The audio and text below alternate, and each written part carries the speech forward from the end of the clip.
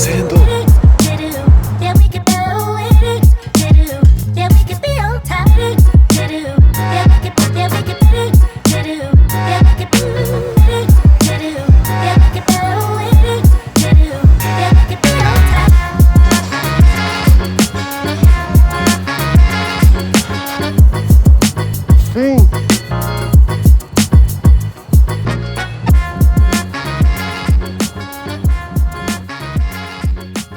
Eu já perdi muitas vezes nessa vida e perder sempre foi algo que eu tive muito medo. Mas ao ler o capítulo dessa semana eu percebi que todas as vezes que eu perdi foram as vezes que eu também precisei escolher. E foram todas essas escolhas que de alguma forma me trouxeram até aqui hoje. Mas o que significa verdadeiramente perder? Por algum motivo isso me lembrou uma música do Rapa em que ele fala que saber perder é saber perder alguma coisa para sobreviver. E é exatamente sobre isso que a gente vai falar. Sobre a arte de sobreviver às perdas. Tô me arrumando agora para sair. Eu tô indo aproveitar o resto do domingo. Vou aqui num café para ler o capítulo dessa semana e assim começar o vlog dessa semana. Então sejam muito bem-vindos a mais um vlog. Eu me chamo Lucas e esse é o Diário de um Camaleão. E a gente está passando por uma jornada de autodescoberta criativa. Uma jornada de 12 semanas e essa é a 8ª semana.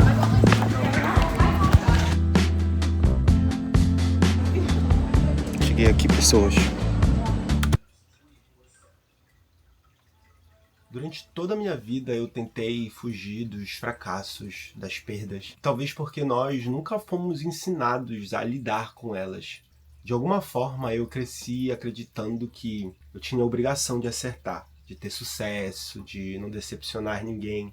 Acho que por isso eu nunca arrisquei tanto quanto eu acho que eu poderia. Mas aí, ironicamente, foi aí que de fato eu comecei a perder, porque por medo de perder, eu perdi também a vontade de tentar. E eu acho que a grande maioria de nós costuma cair nessa armadilha, de achar que não existe nada depois do fracasso, da perda, da vergonha. Que o fracasso, por exemplo, é o fim da linha, pois essa seria a nossa queda, como se fosse o lugar em que o chão se abre e a gente só desaba.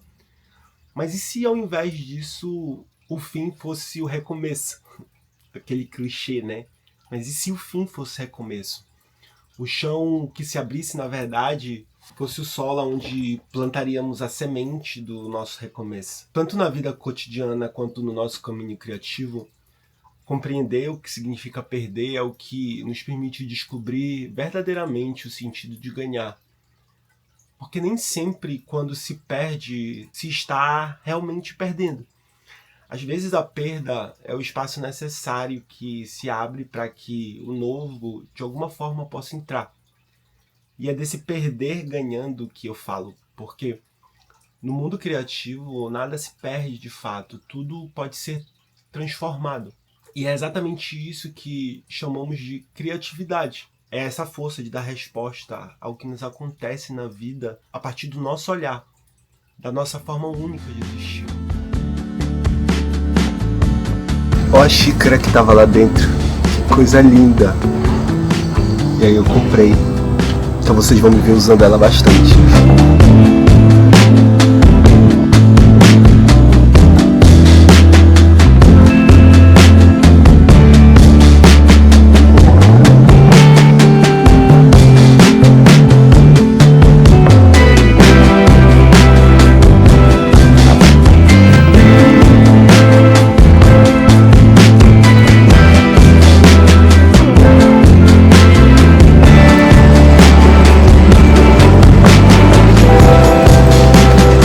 Vamos por aqui. Tem um negócio ali pra sentar. Legal. Acontece que lidar com essas perdas é justamente a parte mais difícil, porque quase nunca somos ensinados a encarar. Pelo contrário, como eu disse, a gente esconde em algum cantinho como quem varre a poeira para debaixo do tapete. A gente finge que não doeu, a gente finge que é assim mesmo. A gente fala que talvez isso não é pra gente, isso não é pra mim. E aí a gente vai se convencendo de que, de alguma forma, a gente não nasceu para certas coisas. E é esse o momento em que o bloqueio criativo, de alguma forma, se instala. E junto com ele, a vida também parece parar. Porque ao aceitar algo como perda definitiva, nos conformamos e perdemos duas vezes. Perdemos a chance de olhar verdadeiramente para o que aconteceu e, quem sabe, aprender com isso. E a gente também perde a possibilidade de descobrir o que fazer a partir disso, a partir dali. Dói enfrentar o fracasso e, como não fomos preparados para essa dor, a gente esconde. A gente guarda a vergonha em algum canto e normalmente esse canto é sempre o espelho. Até o momento em que um dia a gente se olha e o reflexo que a gente vê não é mais o nosso rosto, mas acaba sendo a soma de todas essas perdas que a gente tentou esconder. Um reflexo que não mostra mais quem acreditamos ser agora, mas que traz também a imagem de tudo aquilo que pensamos já não mais poder ser. E isso tudo porque a gente tem medo, por conta das nossas dúvidas. Como diria Shakespeare, nossas dúvidas são traidoras e nos fazem perder com frequência aquilo que poderíamos ganhar por simples medo de arriscar. Parte 2, galera. Partiu cinema.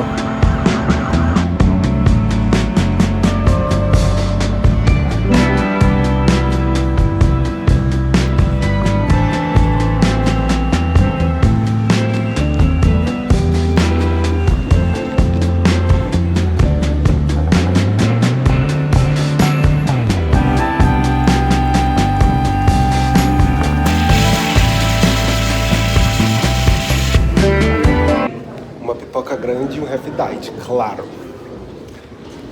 Que eu não sou boba.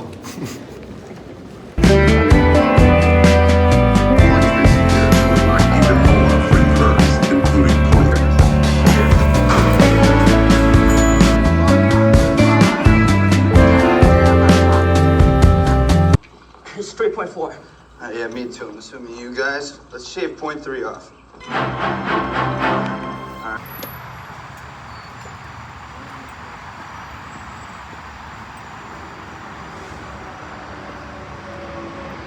Que fim de tarde bonito.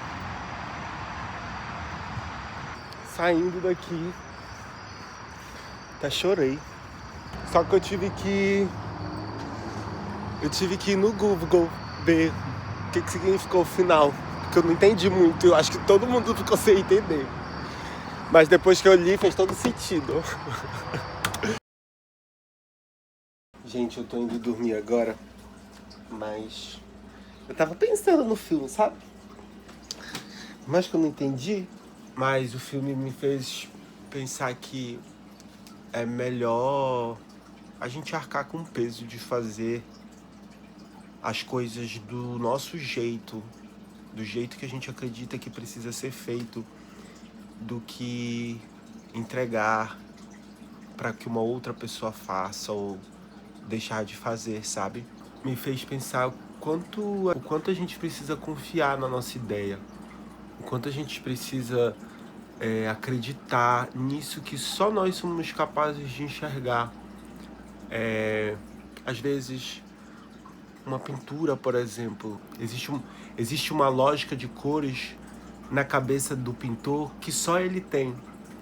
Então, assim é aquilo que a gente visualiza para nossa vida, aquilo que a gente acredita, aquilo que talvez a gente imagine que a gente possa criar, sabe?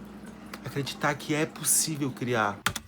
O pensamento criativo é essa capacidade de, então, transformar.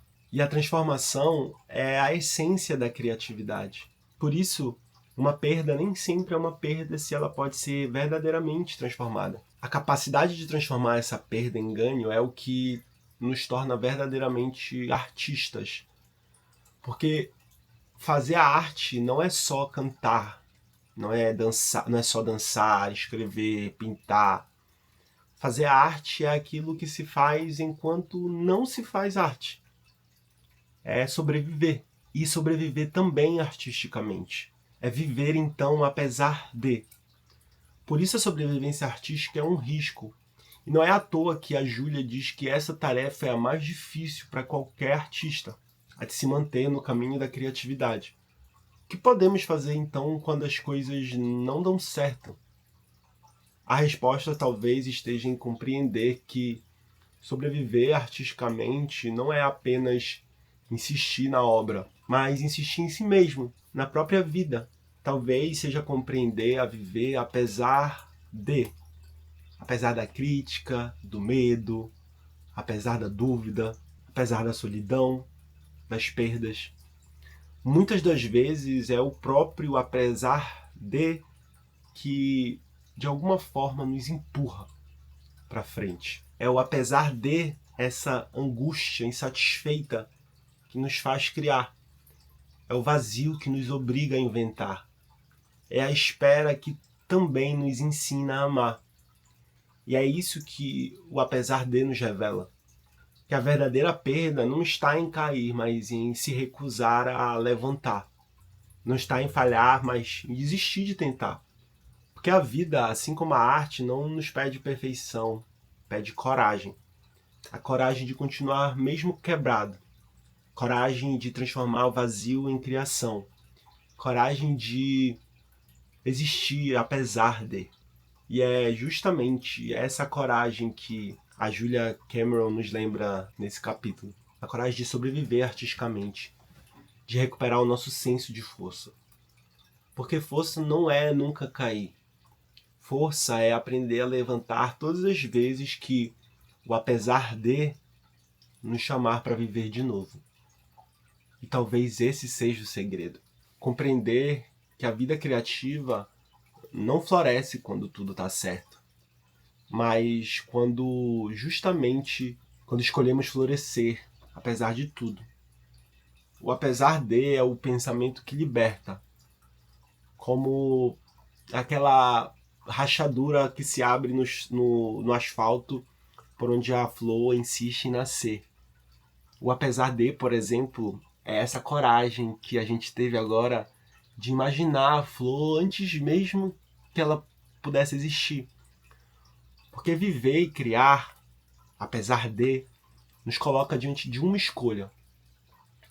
Ou morremos com aquilo que perdemos, ou usamos esse espaço vazio para recomeçar.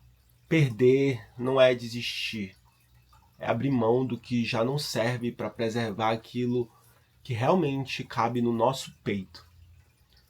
Frida Kahlo fez da sua pintura o espelho da sua dor e força. Van Gogh enfrentou a solidão pintando mais de 2.000 telas sem jamais ser reconhecido. Beethoven compôs a mais bela das sinfonias mesmo sendo surdo. Todos eles seguiram apesar de. E recuperar o nosso senso de força é também escolher viver assim. Apesar de.